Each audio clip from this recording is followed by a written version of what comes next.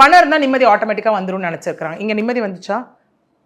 Already அவங்க husband இல்லை, பாவம் அவர் இறந்துட்டார். அப்போ பெண்ணை வந்து கல்யாணம் பண்ணி கொடுத்துட்டு அவங்க பெண்ணை வாழ்றதை பார்த்து இவங்க நிம்மதியாக வாழணுமா? இல்லை இப்போ இவங்களுக்கு வந்து இவங்களால நிம்மதியாக வாழ முடியுமா? அந்த இடத்துல இன்னைக்கு உலகத்துக்கே வந்துருச்சு. இது வந்து ஊர் உலகத்துக்கு வர்றது இல்லை அவங்களுக்கே வெளில வராமல் இருக்கிறது எல்லாமே செகண்டரின்னு வச்சுக்கோங்களேன். இந்த இடத்துல பணம் இருக்குன்ற ஒரு காரணத்தினால ஒரு வேளை இந்த மாதிரி நிறைய பேர் கல்யாணம் பண்ணி கொடுக்குறாங்க. அவங்களால நிம்மதியாக இருக்க முடியுமான்னு கேட்டால் கண்டிப்பாக கிடையாது. ஏன்னா மணி ஒரு விஷயத்தை டிசைட் பண்ண போகிறது கிடையாது. அந்த இடத்துல வந்துட்டு பணமே இல்லை, பணம் இல்லை means day to day life அவங்க கேரி ஆன் பண்ணுறதுக்கு ஒரு மணி வச்சுட்டு ரொம்ப சந்தோஷமாக வாழ்ந்துட்டு ஹஸ்பண்ட் வந்து ஒய்ஃப் அவ்வளோ நல்லா பார்த்துட்டு மாமனார் மாமியார் தன்னுடைய பொண்ணு மாதிரி பார்த்துட்டு எத்தனையோ வீட்டில் வந்து நல்லா போதா இல்லையா ஃபேமிலி.